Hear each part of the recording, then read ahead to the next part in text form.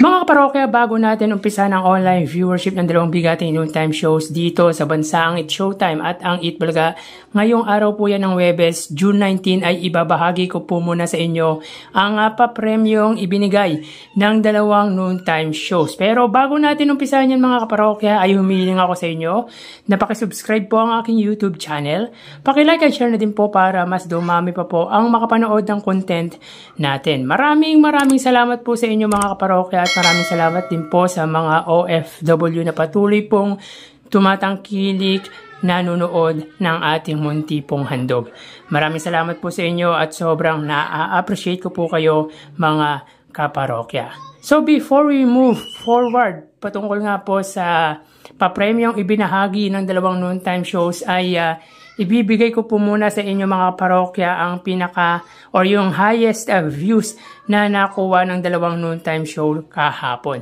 So sa oras na 1:45 mga kaparokya, ang It's Showtime po ay may highest views na 108,000. Samantalang ang Eat Bulaga naman po mga kaparokya ay 139,000 viewers. Ito po ay kuha lamang po sa kanilang main YouTube channel.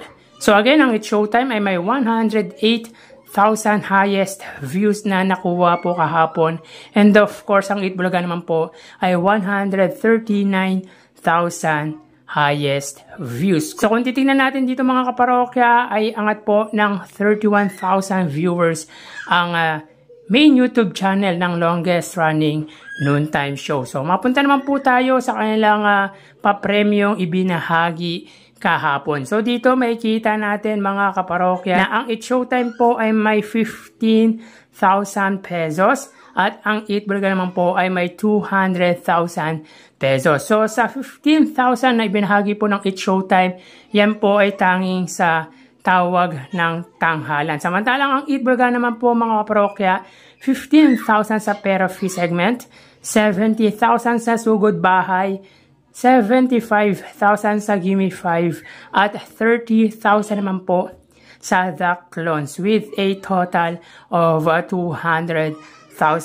pesos. So dito makikita natin mga kaparokya pagdating sa pamimigay or pamamahagi ng papremyo ay angat na angat ang longest running noontime show sa bansa, ang Eat Bulaga. So again mga kaparokya, pagdating sa highest viewership ay nakalalamang po dito ang Eat Bulaga. And of course mga kaparokya, pagdating naman po sa pamimigay ng papremyo again ay ang Eat Bulaga pa rin po ang siyang umangat dito. So dito mga parokya ay may total prizes given po sila na 215,000 pesos. So, nitong Wednesday lang po yan mga kaparokya kahapong episode. So, tara ating alamin ang online viewership ng dalawang bigating noontime shows. Para sa Eat Bulaga under TVJ Facebook page, may 3.2 million followers at sa It's Showtime naman po na may 19 million followers.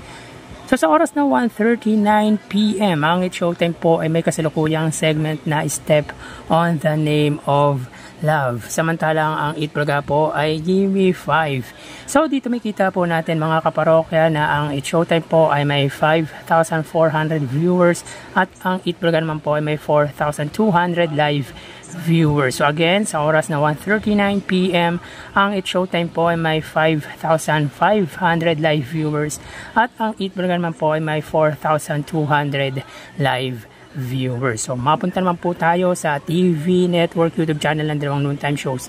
Unahin po natin ang It's Showtime under GMA Network YouTube channel na may kasalukuyang subscribers na 39 million. Samantalang para po sa Eat Bulaga, under po yan sa TV5 Philippines na may kasalukuyang subscribers na 2.49 million.